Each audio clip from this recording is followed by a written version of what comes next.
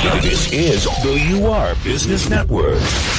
Hi, and welcome to the New York Real Estate Journal radio show. I'm Eric Wilson, alongside, as always, my Sons of Anarchy extra, Rick Kaplan. And we're here for the show is brought to you by the New York Real Estate Journal, bringing together the commercial real estate industry for over 25 years. If you'd like to be a guest or sponsor on this show, call 800-654-4993 or email radio@nyrej.com. Again, that's 800-654-4993 or email radio@nyrej.com. And I don't know why you would even call me Sons of Anarchy. Anarchy. Yeah, Sons of Anarchy. It's because of that young child that we were sitting next to the other day and asked if you had a motorcycle when we were at lunch.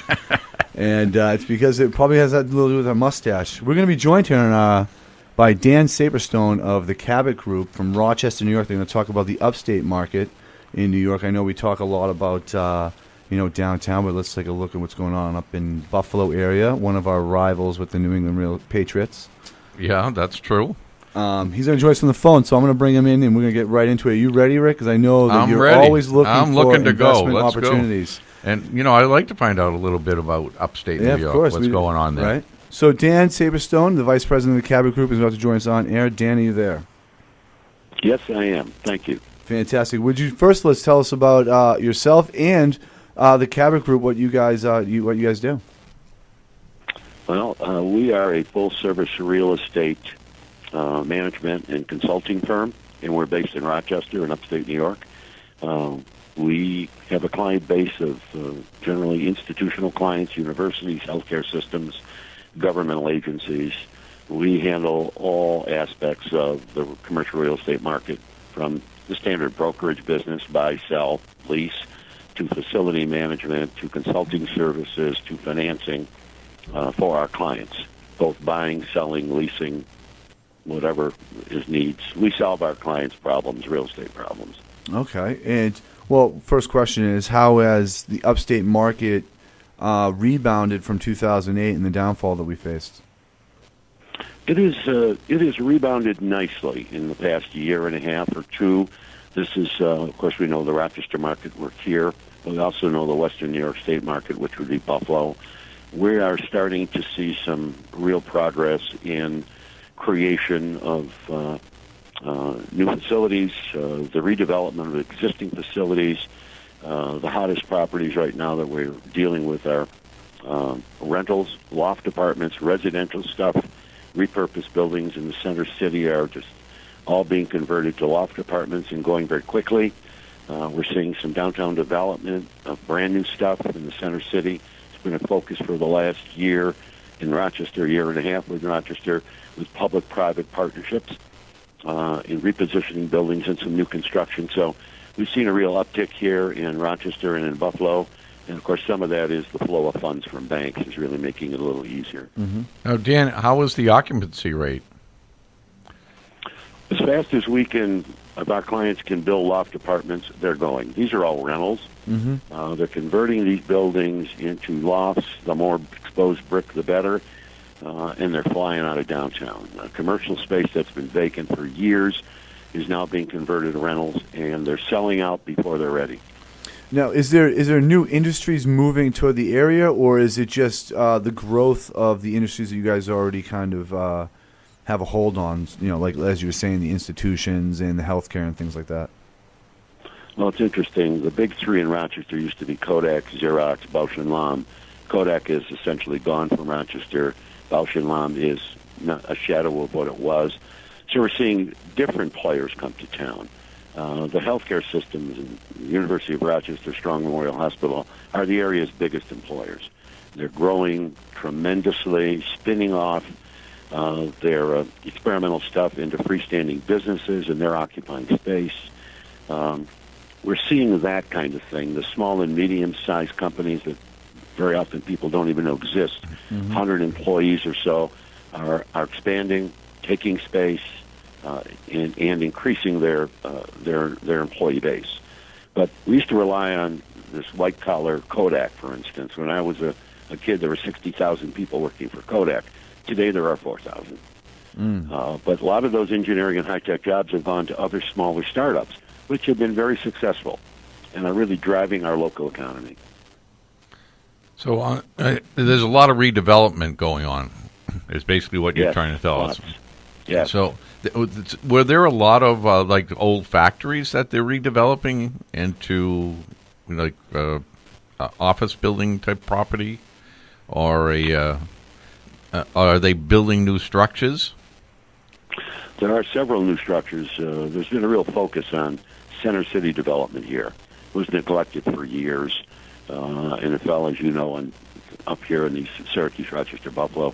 Downtowns became very deserted, and there's a real renaissance going on in the redevelopment of these, both in new construction. We're involved with two large brand new buildings being constructed right at the corner of Main and Clinton in Rochester, which is Market Central.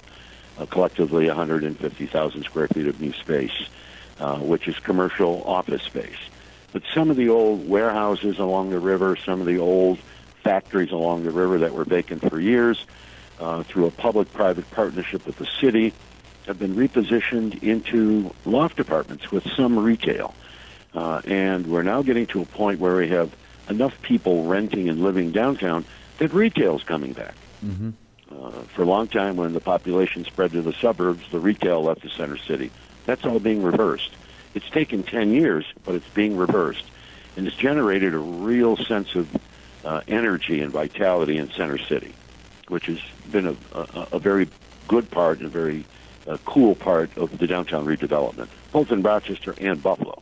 Right. You know, we see a lot around, we're actually in New England, but we see a lot of these apartment buildings that are centered around communities where they have, grocery stores right at the bottom of their buildings, and they may have a movie theater on floor 3, but a lot of them also are built on, where they'll surround the retail centers with... Right, live and play. Yeah, live and play type areas. Are you seeing that up in Rochester as well? We're seeing that, and, the idea of living downtown in a cool loft space with a river view is a wonderful thing, but there was no retail. So you had to get in your car, and you still had to go someplace to do your shopping, whether it was a grocery store, liquor store, cleaners. The idea of live and play in the center city is that park your car and walk to a grocery store or the cleaners or to get a bottle of wine or a movie theater. The kind of cool thing is a redevelopment thing in center city here where they're going to bring in 2 movie theaters. They left the city 30 years ago, and they're coming back. And with them is restaurants, and we're seeing the boutique retail, a 20,000 square foot grocery store, not a 100,000 square foot grocery store. But it would be a Dean and DeLuca kind of thing, where you can get stuff, walk to the grocery store, pick up what you want, and walk home. We're getting the restaurants. The restaurants have come back. We've got entertainment districts that are full Thursday, Friday, Saturday night with people going for not only the food, the beverage piece, but also the entertainment district. Clubs and things. So the city itself it's energized this piece of the city. Right, I was going to say, so the city itself is growing. Oh, yeah, and it's very cool stuff. People have invested a lot of money.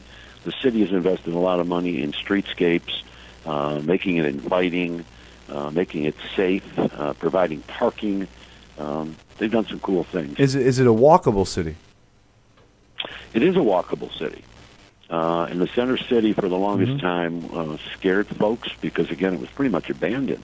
Right. But now with lighting and new sidewalks and pedestrian-friendly, walkable kinds of things, they're even going to put back parking in downtown Rochester, street parking. Wow. Which long ago was gone. And taking the buses off Main Street and turning it into something much more walkable, parkable, friendly. Well, I'm not and sure. Making it very safe.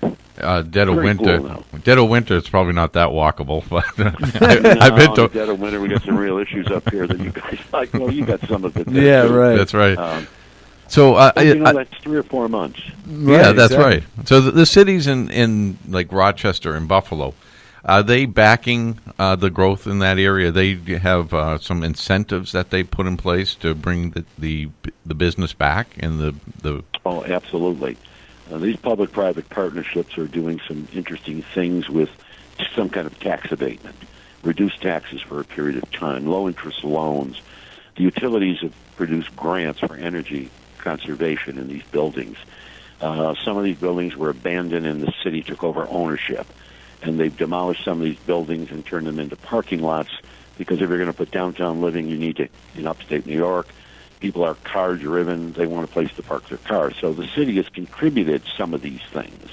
So you've got fixed taxes at 50% of what they should be for 10 years. And all of these incentives, one, make it more comfortable for people to live, but also impact the rents. Mm-hmm. They've been providing new streetscapes. They're tearing up sidewalks and putting down bricks and putting in lamps and new street lighting to make it more of a neighborhood. And we are developing some downtown neighborhoods now that have people living in them and know each other, and they're both young folks as well as some folks that are downsizing and moving back into the city. So it's very cool to see that energy. So there's a big growth in the residential as well as the commercial. Oh, absolutely. The residential is really hot over the last 3 or 4 years.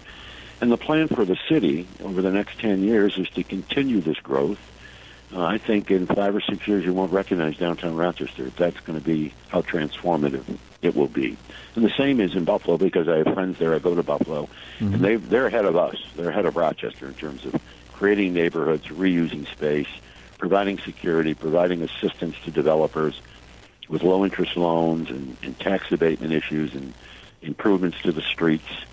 Of course, Buffalo's twice as big as Rochester, so they've been ahead of us. So off the top of your head, can you think of what a real unique project that is going on right now in the Rochester other than the Buffalo center that you just talked about? We're about shopping malled out, so retail is very soft. We probably have too much retail, too many shopping centers. There's been no population growth. Right. There has been a lot of sprawl as people moved out to the suburbs into larger lots and did this, and then, of course, the shopping centers followed. But since there's really no population growth in our 5-county area, you can't add a lot more retail. There's still a lot of housing going up, and it stalled for a little while during the recession, but now we're seeing more housing starts. They tend to be larger on one hand. The other part of what's driving suburban residential stuff is empty nester stuff. People selling their homes and going into smaller garden homes, small town homes, empty nester sort of stuff. But since there's no population growth, we have the move-up problem. People living in smaller houses, their family grows. They used to be able to step up and buy larger and larger houses. But there hasn't been a lot of brand-new construction of single-family homes. What we have found is, over the last 5 years, multifamily in the suburbs is booming. For years, they didn't add any multifamily and apartments in the suburbs, but now, interest rates being what they are, underwriting of residential homes being where it is, much tougher to get mortgages for people. We're seeing apartments going up everywhere, multifamily going up everywhere, and being filled up. And the old 1 and 2 bedrooms are being replaced by 3-bedroom houses, which would lead me to believe that families now that used to get into entry-level housing that they owned for now are stuck in apartments with a couple of children. So now they're interested in 3 bedrooms.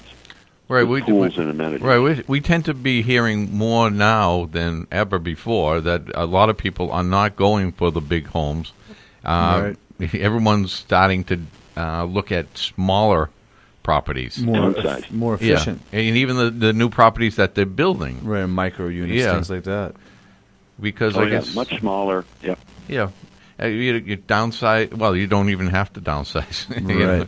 It's a perfect fit. So you guys at the Cabot Group, Dan, also handle facilities management and property management. Yes. Did you first start as a brokerage company and then incorporate these in order to keep some of your clients' needs in-house, or was it vice versa? No, we started as a brokerage company, and the property management piece, which now is 5 million square feet locally, which is sort of driven by the needs of our clients.